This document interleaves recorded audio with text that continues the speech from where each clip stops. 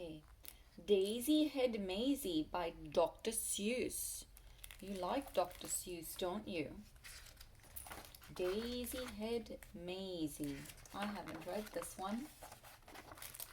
It's hard to believe such a thing could be true, and I hope such a thing never happens to you. But it happened, they say, to poor Maisie McGrew.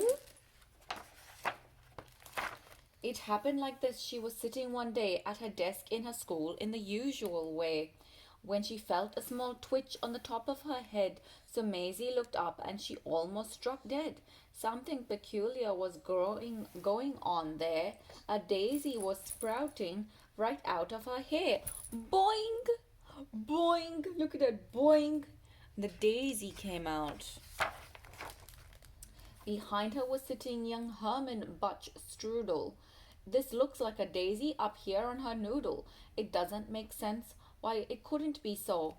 A noodle's no place for a daisy to grow. Then up spoke another boy, Einstein Van Tass, the brightest young boy in the whole of the class. It's a very odd place to be sprouting a daisy, but nevertheless, one is growing on Maisie. There's a daisy growing on Maisie. Wow. Hey, look it, cried Butch. Right here in this room. Daisy Head Maisie. She's bursting in bloom. Miss Sneetcher, the teacher, came rushing up quick. Such nonsense, some child is playing a trick. Which one of you boys stuck that thing in her hair? You know that a daisy could never grow there. But teacher, said Butch, I saw the thing rise right out of her head with my very own eyes. Just give it a yank if you think I tell lies. Look at the daisy growing on Maisie and Miss Sneetcher, the teacher. Here's Butch.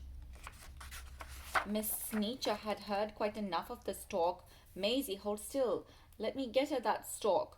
Ouch, hollered Maisie. Quit yanking, Butch said. You're giving her pains. I'll bet those roots go way down in her brains. Oh my gosh. The roots of this daisy go down in Maisie's brains.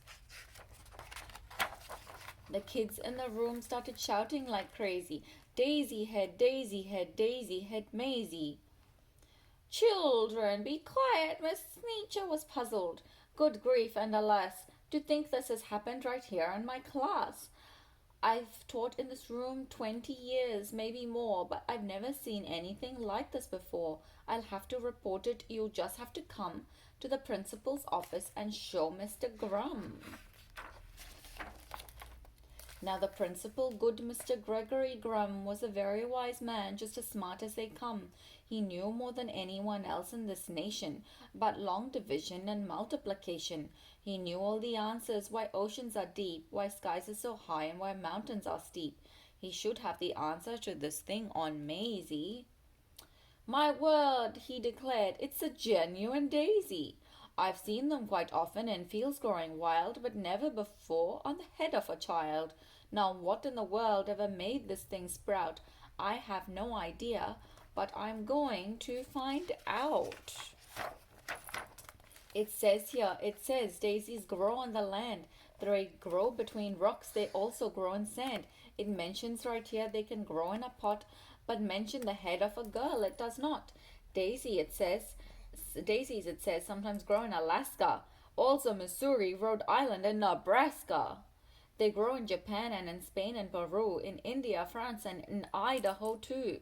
They grow in South Boston and also in Rome, but why should they grow on this little girl's dome? Say, look it, said Maisie. It's wilting, said teacher. How wonderful, Maisie. It will soon be dead. You'll be rid of that daisy. In just a few minutes our troubles will pass, declared Mr. Grum. Take her back to the class. Then the principal saw a most terrible sight. The daisy was dying, and that was all right. But the daisy was part of poor Maisie McGrew, and Maisie was starting to wilt away too. Teacher, said Grum, you know what I think? They're both going to die. Hurry, bring them a drink. This is a problem, said Grum with a frown. You may take Maisie away, and you may make her lie down. You lock her up tight in a room down the hall. There are quite a few numbers that I've got to call. So they pour water on Maisie so that the daisy and her won't wilt. Get Maisie's mother on the end of the line. I need her here quickly while there is still time. Maisie's mom asked, what's all the fuss? Goodness to Betsy. I'll be down on the next bus. Maisie's mom is, I think, a waitress, or maybe she's just at home stacking dishes. So she comes down on the next bus. A call to the shoe store reached Mr. McGrew. He answered while holding a customer's shoe. She is growing a what? I'm coming right there. And he ran out of the shoe store with no time to spare. So he obviously works in a shoe store. A doctor should see her, the principal said, and an expert on plants like the one on her head. So he called Dr. Eisenbart, who said, goodness gracious, a child with a head that is partly herbaceous. I simply must see this. I'll come over to you. And his patient, though shirtless, came to see it too. Here's Finch the florist. Then Graham called Finch the florist, who grabbed for his shears. I'll be there as fast as my truck can shift gears. Meanwhile, poor Maisie lay down on a couch. The daisy slumped down on its stem in a slouch, but the window was open because it was warm, and the sweet-smelling daisy attracted a swarm of bees, bees, bees, bees, buzz, buzz. Maisie jumped out of the window. What else could she do? But the faster she ran, the faster they flew. In the park she ran into Officer Thatcher. The bees on her heels were just starting to catch her. He said, wait a minute, kid, I'll be right back, and left Maisie alone to fend off the attack. Oh my gosh, all these bees chasing her with their little stingers. But Thatcher returned with a fishbowl and bucket, into which went the fish from the bowl. Then he stuck it on top of her head. She felt like a fool. Kid, I am taking you back to your school. Principal Grum didn't know what to do. It's worse, cried Miss Sneecher, much worse than we feared. The Daisy and Maisie have both disappeared. Behind her came charging Mr. McGrew, chased by a customer chasing his shoe. Finch the florist, Dr. Eisenbart too, Dr. Eisenbart's patient, and Mrs. McGrew, all these people coming. Then the door opened and in came poor Maisie, wearing the fishbowl, protecting her daisy. The officer Thatcher, who looked all around, said, anyone here know this kid that I found? Mama! Cried Maisie as she ran to her mother. But Mrs. McGrew stepped back with a shudder. I think I feel faint, she just managed to utter. Stand back, yelled the doctor as he looked about. Allow me some room to examine her sprout. The doctor approached, stethoscope to his ear, but the wail of a siren was all he could hear. And then, without warning, the door opened wide, and who but the mayor should step right inside? As at acting important, there was none to compare. He was best at long speeches, chock full of hot air. His Honor the Mayor. If you don't know what hot air means, I'll explain when you're older. I promise my friends that if I'm re-elected, this daisy on Maisie will be disconnected. The law of our fathers is simple and sound. Daisies belong and should stay in the ground. The rest are illegal. We'll bar them from town. And just as the mayor finished his talk, Finch the florist began to quietly walk, and standing directly behind Maisie, said, I know the way to get rid of a daisy. So there's a flower between her two ears. I'll snip it clean off with my sharp pruning shears. But Maisie, she saw him and let out a screech. She pushed him aside and raced out of his reach.